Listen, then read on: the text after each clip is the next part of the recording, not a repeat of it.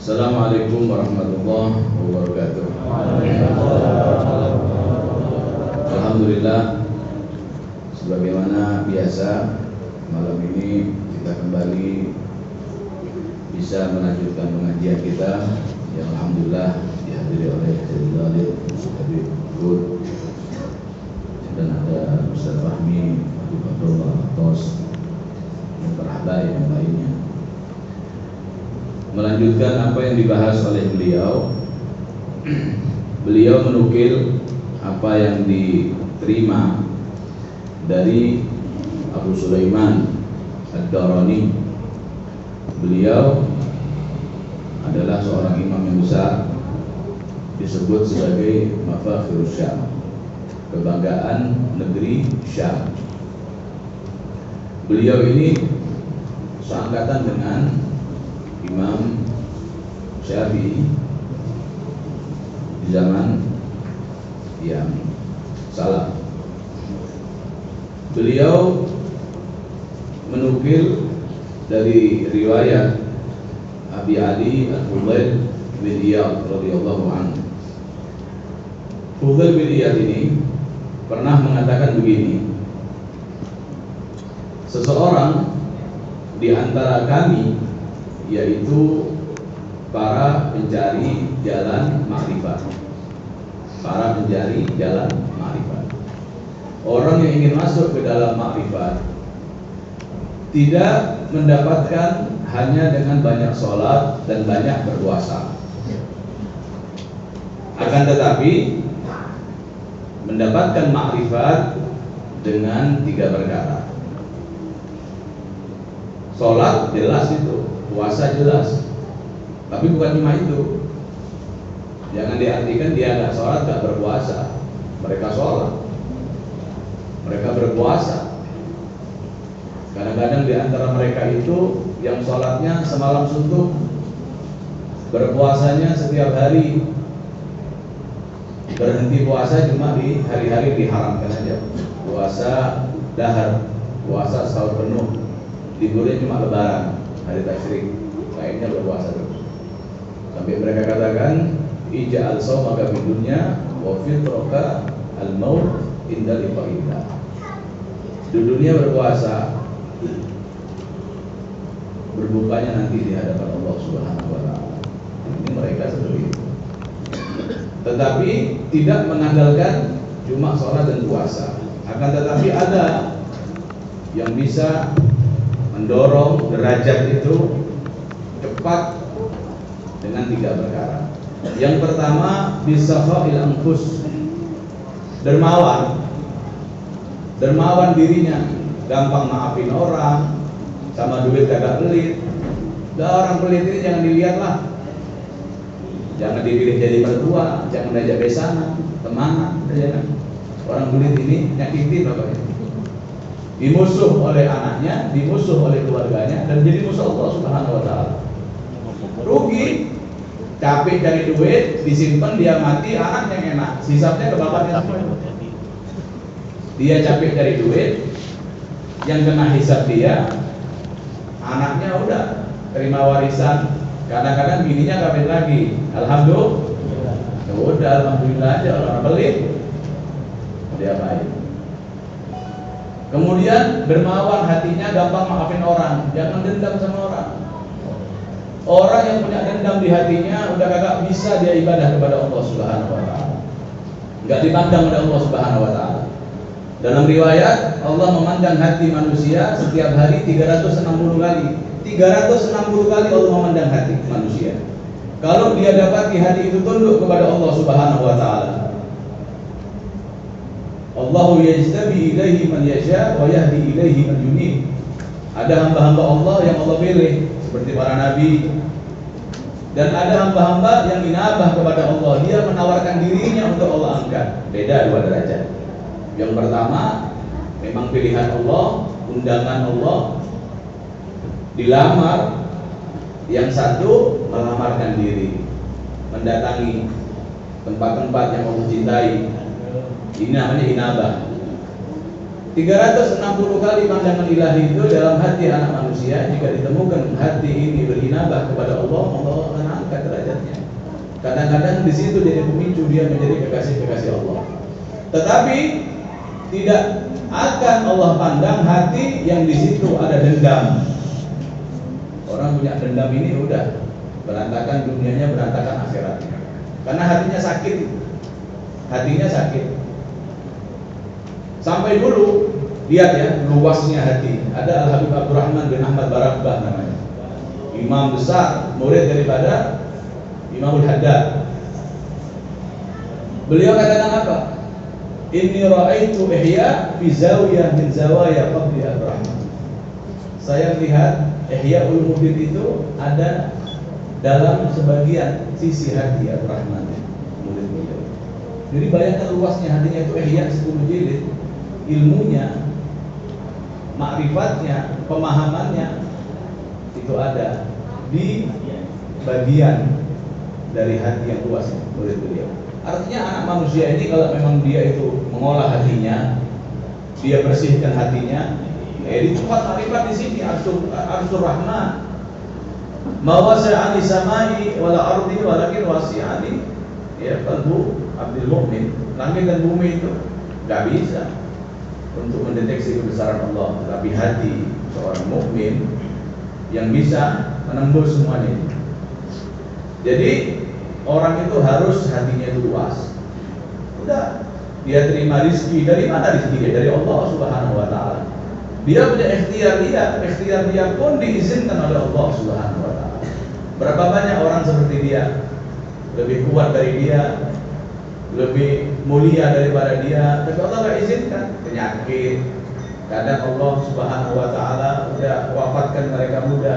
Dan orang yang dikasih kesempatan sampai umur tua, dapat rezeki banyak, dapat uang, bukan cuma akal dia itu semua adalah izin Allah Subhanahu wa taala. Jangan sampai jadi istidraj, jadi hukuman daripada Allah Subhanahu wa taala. Seharusnya umur yang panjang, kesempatan dia mendapatkan itu semua, dia ukur dengan abna ijinsi, dengan orang di sekitar dia. Oh fulan teman saya sekarang udah dewasa. Oh fulan anak teman saya kemarin meninggal. Oh fulan yang masih kecil-kecil banyak meninggal, dia sampai tua itu. Mau ngapain? Dunia mau sampai kapan tetap ujungnya kubur. Akan tetapi setelah kubur selesai sudah. Tidak ada lagi peredaran matahari di sana. Di sana adalah selesai, yang ada di sana adalah masyahid. Di sana itu adalah penampakan-penampakan dari amal kita. Dimulai dari ardhur ruh, ruhnya dibawa. Dalam riwayat Nabi SAW, seorang mukmin kalau dia mau meninggal, turun malaikat itu sepanjang dia memandang, bersop-sop sampai ke langit malaikat itu. Wujuhuhum kasyumus. Dalam riwayat Ibnu Majah. Wajah-wajah malaikat itu seperti matahari-matahari, bersosok malaikat-malaikat menunggu. Kemudian tugasnya Israel, arwah seorang mukmin begitu akan dicabut, dia akan mudah. Begitu diterima oleh Israel, langsung diserahkan oleh para malaikat-malaikat. Kemudian dibawa ke langit, baunya harum, sudah dibungkus dengan pakaian dari surga, dimuliakan. Rohnya dibawa ke langit, tembus sampai 7 langit. Kemudian sujud di bawah arsy. Ini roh yang suci Allah terima. Allah menerimanya, kemudian Allah izinkan dia kembali ke kubur. Setelah dikubur, masuk ke dalam alam barzakh. Dalam riwayat, Allah kembalikan roh itu ke dalam jasadnya separuh badan. Kemudian datang malaikat Munkar dan Nakir. Kalau dia bisa menjawab, man rabbuka wa man nabiyyuk wa ma taqulu bi hadzal rajul, 3 pertanyaan. Siapa Tuhanmu? Apa agamamu? Dan siapa orang ini? Orang yang mana? Gak disebut siapa Muhammad, enggak, siapa orang ini. Kalau orang itu di hatinya ada Rasulullah, akan dia jawab dalam Bukhari, huwa Muhammad, huwa Muhammad, huwa Muhammad bisalat. Dia akan jawab, dia Muhammad, dia Muhammad, dia Muhammad. Gak ada manusia lain kecuali dia, idola saya. Nih, kalau dia bisa menjawab itu, maka lulus. Setelah itu, malaikat pamit, kemudian di dalam kuburnya akan datang sesuatu yang paling dia cintai. baunya wangi, baunya harum. Kemudian muddalahu fi qabri. Kubur tadi nggak jadi sempit, sejauh mata dia memandang. Sejauh mata kita memandang, orang kalau sehat matanya di lapangan terbuka itu 5 mil, 7 kilo pandangan dia bebas. Itu kubur dia jadi rawdah min riyadil jannah. Bisa sejauh mata dia memandang ke kanan, ke kiri, semua itu luas. Kemudian di situ ada pintu jendela ke surga, ditunjukkan tempat dia di surga. Ya Allah, seperti pengantin udah nunggu di kubur, udah gak terasa. Subhanallah. Kemudian amal dia yang baik di dunia akan menjelma menjadi sesuatu yang paling dia cintai. Bisa anaknya, wajah istrinya, wajah orang tuanya, menemani dia dalam kubur.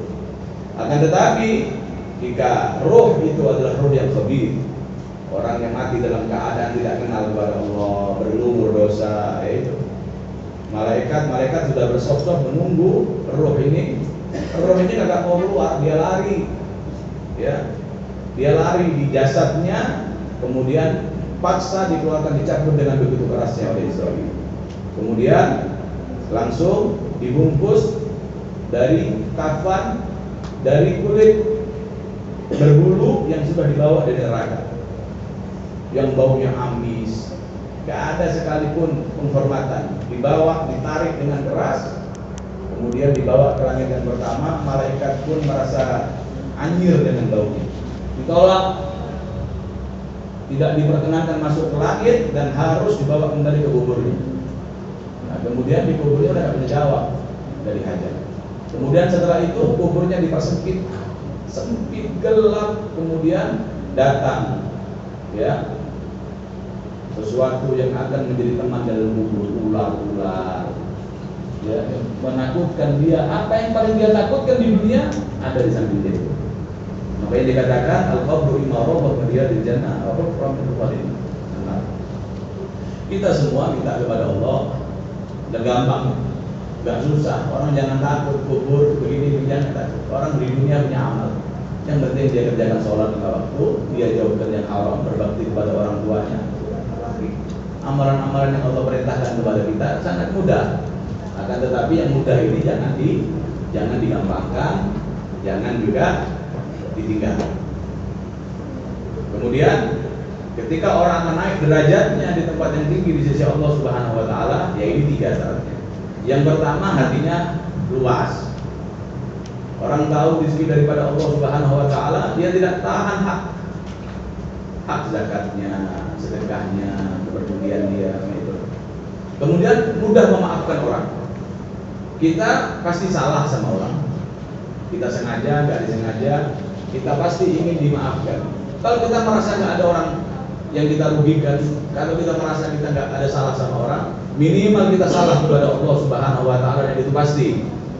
Ya, kullukum khata'un. Apakah kalian tidak mau dimaafkan oleh Allah Subhanahu wa taala? Pengen? Maukah kalian memaafkan sesama? Ya itu sudah. Kalau kita mau memaafkan, maka Allah Subhanahu wa taala akan memaafkan. Akan mudah. Dan ketika orang datang kepada kita minta maaf, jangan sombong. Enggak boleh. Orang yang paling dimurkai oleh Allah Subhanahu wa taala ketika datang seseorang dengan wajah, ya, meminta maaf, kemudian dengan congkaknya dia tolak. Ini orang pasti akan kena hukuman daripada Allah Subhanahu wa taala karena kesombongan dia. Yang kedua, wasalamatis sudur. Ini hatinya bersih. Bersih daripada apa? Minasyakki wa syirk. Hatinya bersih. Yauma la yanfa'u malun wala banun illa man atallaha biqalbin salim. Pada hari di mana tidak akan ada gunanya lagi harta benda. Jangan tunggu kiamat, tidak ada gunanya harta benda. Orang mati loh kan? Harta tidak ada gunanya. Idza mata ibnu Adam la tas'al kam tarak walakin is'al madza qaddam. Kalau ada orang mati jangan ditanya berapa asetnya dia tinggal, berapa banyak tanah yang dia punya, berapa luas bangunan yang dia bangun, jangan ditanya itu. Bagi si mayit tak ada gunanya itu. Tetapi tanyalah apa yang dia tinggalkan dalam kehidupan di dunia ini. Apa yang dia perbuat? Apa yang dia berikan kepada umat? Ilmu? Apa? kebaikan-kebaikan dia itu yang tercatat. Kalau harta dia sudah selesai, jangan ditanya itu. Jangan sekali-kali orang itu akan melihat itu semua tujuan. Tujuan yang pertama adalah bagaimana orang bisa wafat husnul khatimah. Itu tujuan semua kan. Itu didapat dengan salama as-sudur, hatinya bersih. Yang pertama dari keraguan-raguan. Gak bisa iman keraguan-raguan, gak bisa. 5 rukun Islam, ya. Kalau orang ini tidak sholat karena malas, gak sampai kubur. Dalam mazhab kita Imam Syafi'i dan kubur. Akan tetapi mazhab Imam Ahmad, mazhab Ibnu Habib, Ishaq bin Rahuyah atau Ishaq bin Rahawai, dan banyak ulama salaf mengatakan kafir karena benang merah antara iman dan kufur adalah meninggalkan sholat. Kalau dia meninggalkan sholat, mengingkari kewajibannya, ya sudah kafir di ijma ulama. Ini meninggalkan sholat karena malas, sampai keluar waktunya, sampai keluar waktu dia tidak sholat. Bukan tidur, bukan dia lupa, akan tetapi dia sudah dengan mudahnya nih gak sholat, masih lihat HP, masih lihat TV, masih asik ngobrol, gak sholat. Sebagian ulama mengatakan orang ini telah murtad daripada agama Allah. Na'udzubillah min dzalik. Tapi sebagian besar tidak sampai murtad, tetapi wajib diistitabah. Kalau sudah keluar waktu maghrib, keluar waktu asar, karena zuhur sama asar dianggap jamak, dihitung waktu yang terakhir. Kalau ada hukum Islam, maka dia akan dipanggil, diistitabah, dipanggil ulama. Coba ajak dialog ini orang, mungkin dia agak miring pemahamannya. Kenapa dia nggak mau sholat? Diajak berdialog. Kalau tetap dia tidak mau sholat, setelah disampaikan dalilnya begini, saya yakin sholat wajib, tapi saya nggak mau sholat. Kenapa? Pokoknya saya nggak mau sholat. Itu sebagian ulama menangguhkan selama 3 hari. Dalam riwayat, dia ada khilaf di antara ulama. Abu Hanifah pokoknya di penjara dia sampai dia mau sholat, nggak dikasih keluar. Sebagian bilang nggak, dieksekusi. Kemudian sebagai orang Islam tetap hartanya terwariskan, tetapi la yusolli alaihi fadil. Tidak boleh nyolatin dia ulama, haram ulama nyolatin dia, biar dihinain. Siapa nyolatin dia bebas, mau tukang becak nyolatin, mau kuli, siapa nyolatin terserah. Ulama nggak boleh hadir, karena ini telah melakukan pelecehan terhadap agama. Sholat ini ya, zakat nggak seperti itu. Orang nggak bayar zakat nggak sampai fatal. Orang nggak mau puasa nggak sampai fatal. Orang nggak mau haji nggak sampai fatal. Karena ketika orang zakat kita nggak tahu dia zakat apa enggak. Orang puasa juga kita nggak tahu hajat dia bagaimana. Apa dia sakit, apa dia apa nggak kelihatan. Orang haji juga begitu. Kita nggak tahu apa salah dia, nggak bisa ini. Tapi orang sholat ini karena dia terulang 5 kali sehari adalah suatu penghinaan, ya, pengkhianatan terhadap agama. Kemudian ulama mengatakan kalau 4 daripada 5 rukun Islam ditinggalkan secara ya malas, tadi itu yang kita bilang nggak sampai kufur, kecuali 2 kalimat syahadat. Kalau dia ragu terhadap 2 kalimat syahadat, dia tidak beriman. Bagaimana dia ragu menjadi seorang muslim? Tak boleh ragu. Harus jazim, harus beriman kepada Allah Subhanahu wa taala. Ini di sini. Ya. Selamatnya hati daripada keraguan-raguan. Bagaimana mengobati keraguan? Keraguan diobati dengan ilmu. Keraguan-raguan diobati dengan istiqamah di jalan Allah Subhanahu wa taala. Allah berfirman dalam Al-Qur'an, "Wa ja'alna minhum a'immatan yahduna bi amrina lamma sabaru wa kanu bi ayatina yuqinun." Setan itu akan membius manusia dengan 2. Yang pertama dengan syahwat, yang kedua dengan syubhat.